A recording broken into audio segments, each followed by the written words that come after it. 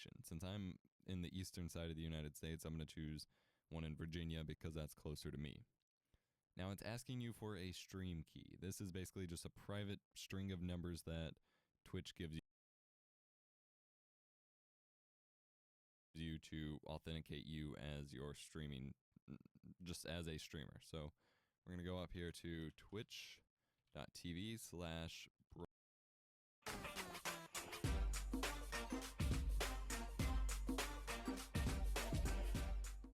Man, these tits are the realest.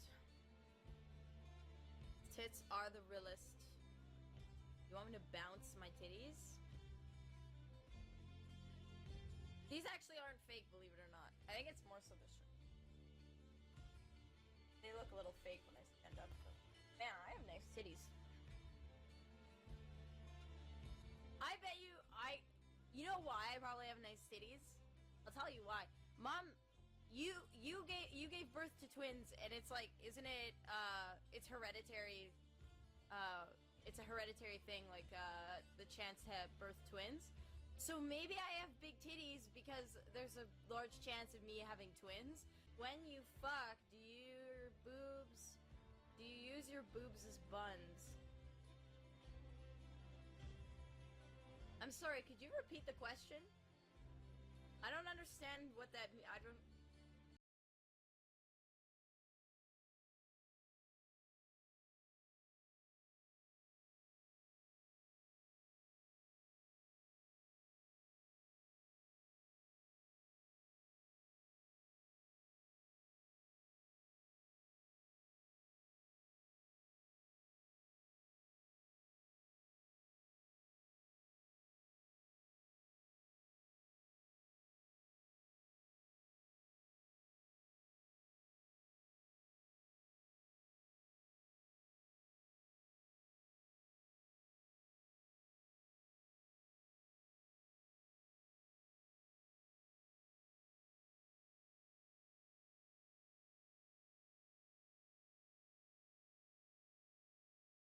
Hey everybody, Jeffrey Powers from Geekazine, Think Magazine, Put in a Geek, You Got Geekazine, and How to Record Podcasts over at www.howtorecordpodcast.com.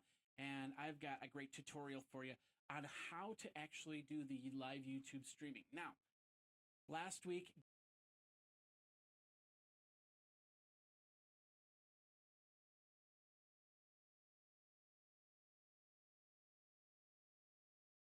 all right, here we go. Here we go. Here we go now.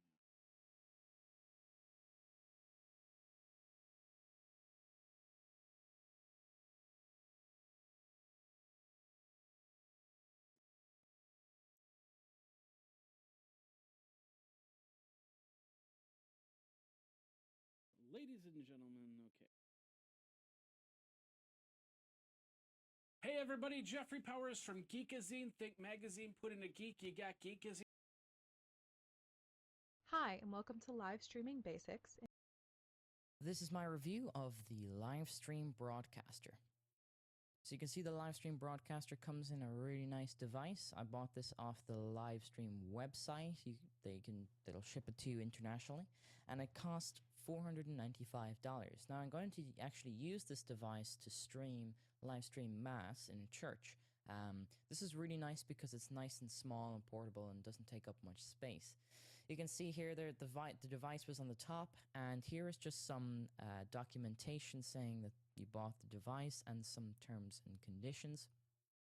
There's no user guide or anything, any document like that, which some people might find a bit annoying.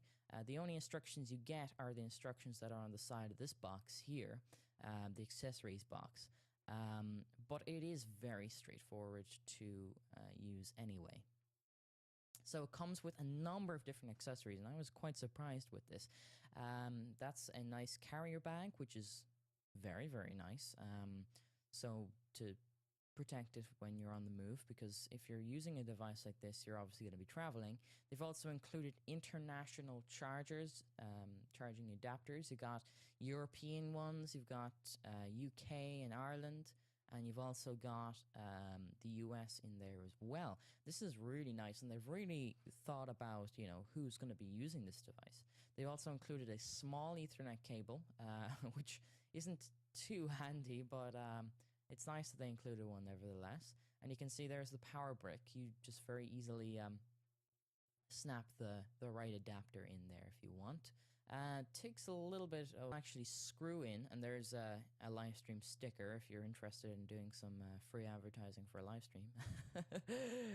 So here you just screw the little adapter into the camera mount, and on the other end is like a shoe. So if you're using a professional camera that has a mount for like an external flash, like on a DSLR or a shotgun microphone, you can use that adapter. It's got an OLED display on it there that you can see. It's not the biggest display in the world, but you don't really need a big display on a device like this. Really, really nice. On the back, you've got the HDMI input, the line in plugged in, and it's got a really nice magnetic back to give you access to the top part of the device where the batteries are stored. You can put 3 AA batteries into it and power it off battery life for about 3 hours live stream, say, which is quite good when you think about doing a live stream for 3 hours. You probably won't be doing a live stream for 3 hours. So the device itself it's very, very nice. It's very small. It doesn't look that small in this shot here, but it is actually a very small device, and it's covered in this kind of very rubberized material. It's very, very nice. So you can see here, I just plugged in the power and the Ethernet cable into the device, and I am also going to plug in the HDMI cable into it. I'm using a camera here, which is the Canon Legria HF-R205. Now, this camera I would highly recommend. I don't think they make them anymore, but there's a successor to it, which is the R306.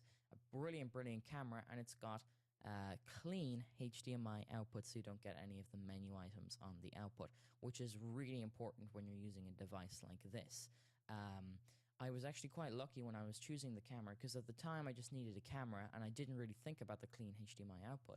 This is probably one of the cheapest cameras you can get with a clean HDMI output, because most cameras with clean HDMI are much more professional or more expensive cameras.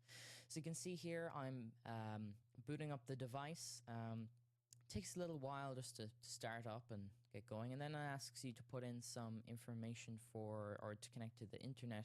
This has got Wi-Fi, Ethernet, and also you can stick a 3G or 4G dongle in there. So I tried to connect through DHCP, and I don't think it just didn't work using DHCP. I think because my router doesn't support DHCP 6, it's only DHCP 5, so it couldn't automatically get the settings, so I had to manually put in the settings, which was a little bit annoying, but I suppose my router isn't the most up-to-date. So I was connecting through the Ethernet, and I just went into manual mode, and I put in the IP address first, and then it asked me for the subnet mask, so I put that in.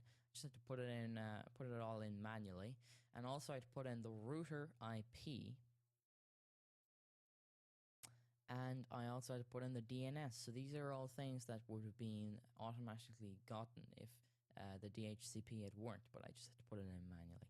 And then once you put in all those settings, the live stream broadcaster connects to live stream, and you're off. Now, I had already configured this. What you do is you pair it with your device or with your account. So it'll give you a kind of a key, and then you put that key into pair on your computer. So you want to log into your live stream account and put in the thing. It's very, very easy. It'll go through the precise instructions to pairing the live stream broadcaster with your live stream account. It's a very, very nice thing.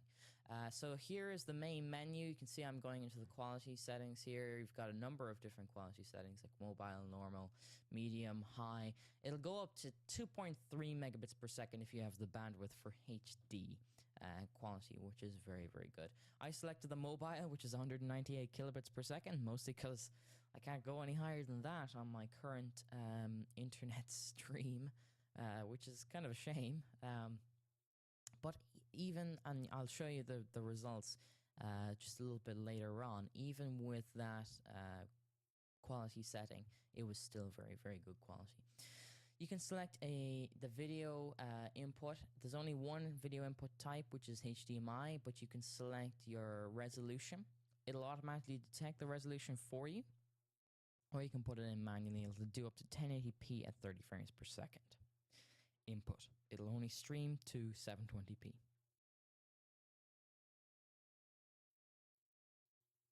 And then you can also select the aspect ratio. It'll automatically do that, but if you're having a little bit of an issue, you might want to set the aspect ratio manually.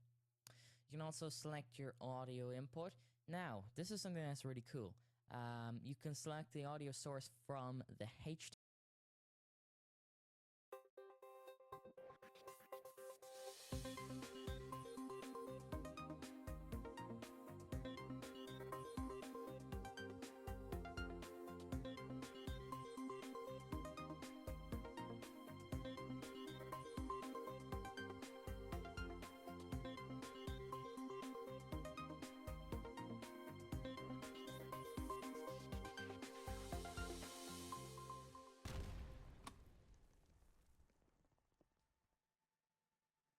Hello and welcome to episode 48 of Studio Tech Live, and this is the 10th of August 2012, and we have had a great pre-show. If you're watching the recording of this, that is fantastic, but for those of you who have been watching live, we have had a pre-show of over 2 hours talking about all sorts of things, from what we're going to be talking about on the show to food and nutrition and eating and how the body reacts. It's just been amazing. So I've had a good time already. Now, we've been able to bring you that pre-show and this show stream live due to our friends at BitGravity.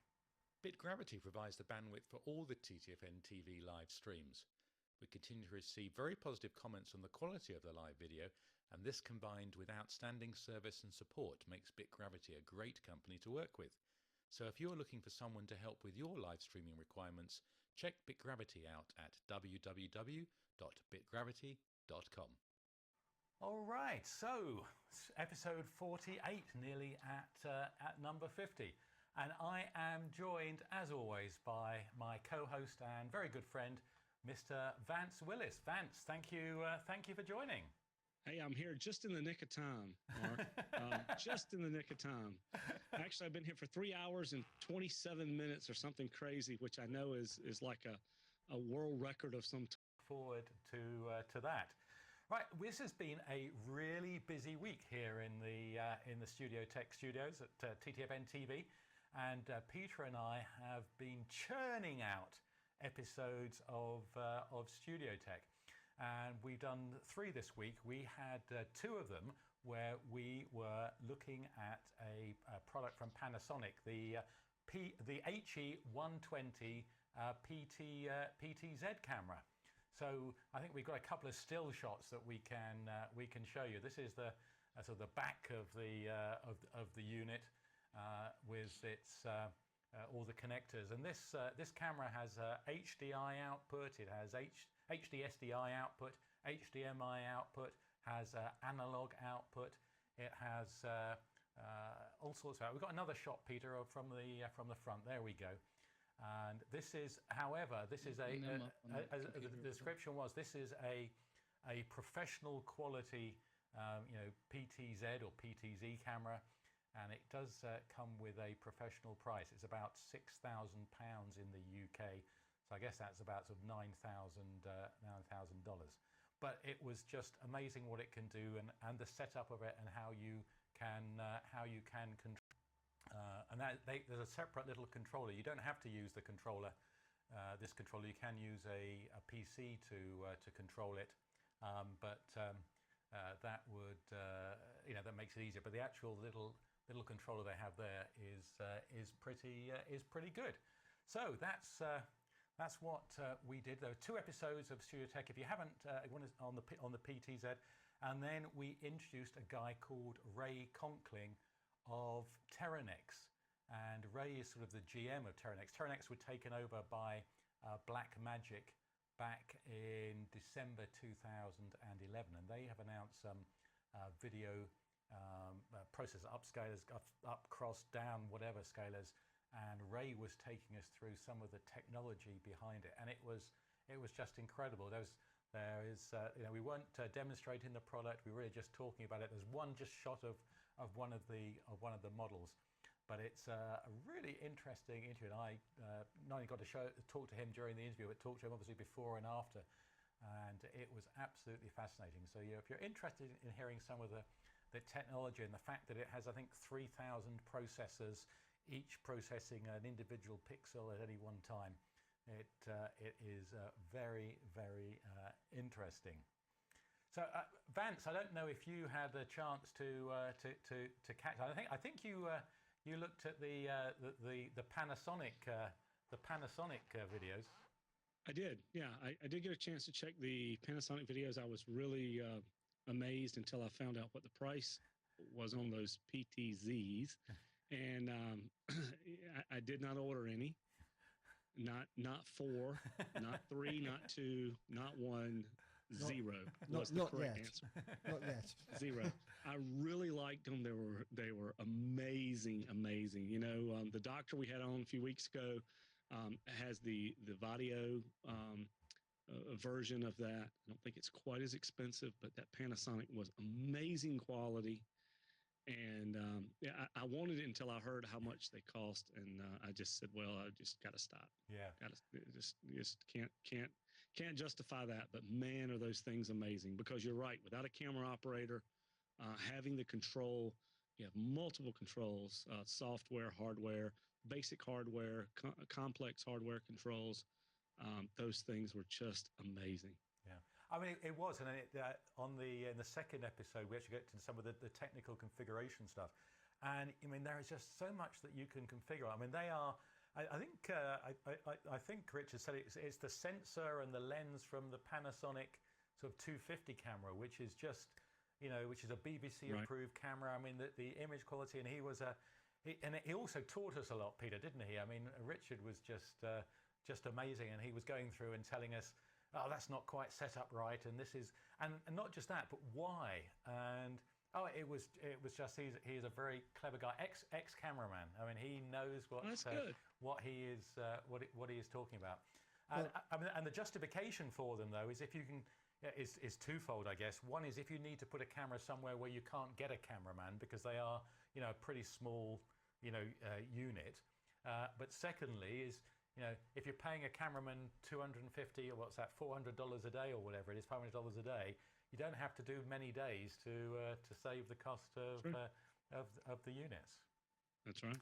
So, but it was a fantastic product. And Peter and I were saying earlier, when we were adjusting the cameras in here, we were saying, wouldn't it have been great just to... Well, the nice thing was, with one of those desks that would control all 4 cameras in here, the only trouble is I would need